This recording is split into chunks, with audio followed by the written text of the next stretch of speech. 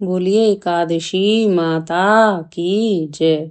धर्मराज युधिष्ठिर कहने लगे कि हे भगवान, आपने पौष कृष्ण एकादशी अर्थात सफला एकादशी का महात्म बताकर बड़ी कृपा की।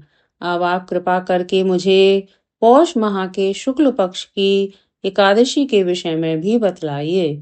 इस एकादशी का क्या नाम है तथा इसके व्रत का क्या विधान है, इसकी विधि क्या है, इसका व्रत करने से किस फल की प्राप्ति होती है और उसमें कौन से देवता का पूजन किया जाता है, कृपया ये सब विधान पूर्वक कहिए।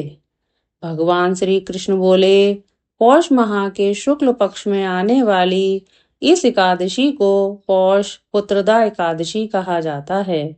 इसमें भी नारायण भगवान की पूजा की जाती है। विधि पूर्वक इस व्रत को करना चाहिए।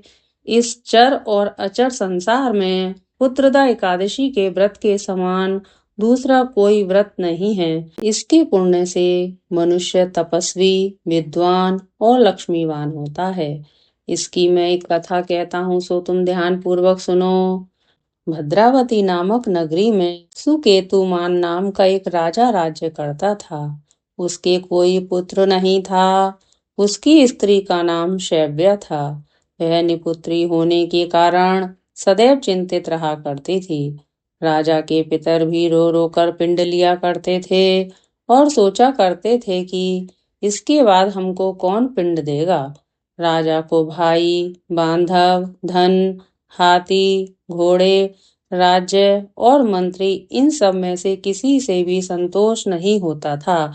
वह सदैव यही विचार करता था कि मेरे मरने के बाद मुझको कौन पिंडदान करेगा। बिना पुत्र के पितरों और देवताओं का ऋण मैं कैसे चुका सकूंगा। जिस घर में पुत्र ना हो उस घर में सदैव अंधेरा ही रहता है। इसलिए पुत्र उत्पत्ति के लिए प्रयत्न करना चाहिए। जिस मनुष्य ने पुत्र का मुख देखा है वह धन्य है। उसको इस लोक में यश और परलोक में शांति मिलती है, अर्थात उनके दोनों लोक सुधर जाते हैं। पूर्व जन्म के कर्म करने से ही इस जन्म में पुत्र, धन आदि प्राप्त होते हैं। राजा इसी प्रकार रात दिन चिंता में लगा रहता था। एक समय तो राजा ने अपने शरीर को त्याग देने का निश्चय किया, परंतु आत्मघात को महान पाप समझकर उसने ऐसा नहीं किया। एक दिन राजा ऐसा ही विचार करता हुआ अपने घोड़े पर चढ़कर वन को चल दिया तथा पक्षियों और वृक्षों को देखने लगा। उसने देखा कि वन में मृग, व्याघ्र, सूअर, सिंह, बंदर, सर्प आदि सब भ्रमण कर रहे हैं। हाथी अपने बच्चों और हथनियों के बीच घूम रहा है।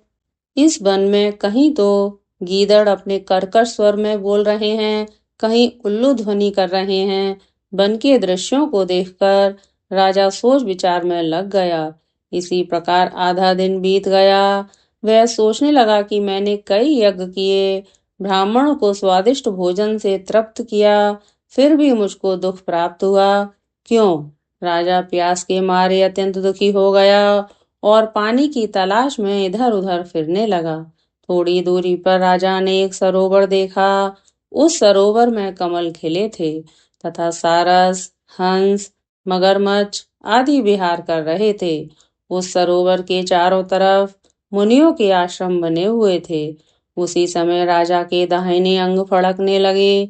राजा शुभ शकुन समझकर घोड़े से उतरकर मुनियों को दंडवत प्रणाम करके बैठ गया।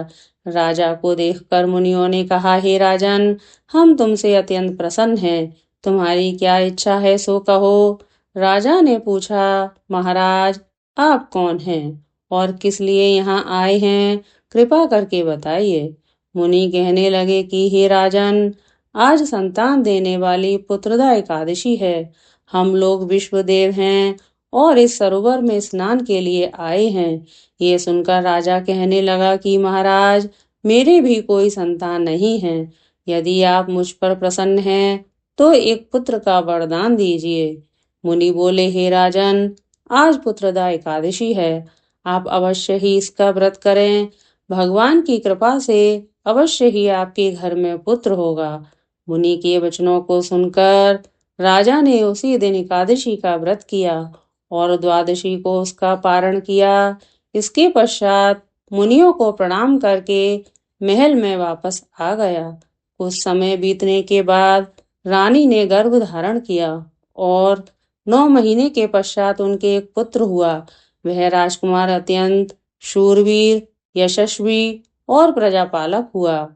श्री कृष्ण बोले, हे राजन, पुत्र की प्राप्ति के लिए पुत्रदा एकादशी का व्रत करना चाहिए। जो मनुष्य इस महात्म को पढ़ता या सुनता है, उसे अंत में स्वर्ग की प्राप्ति होती है। बोली एकादशी माता की जय।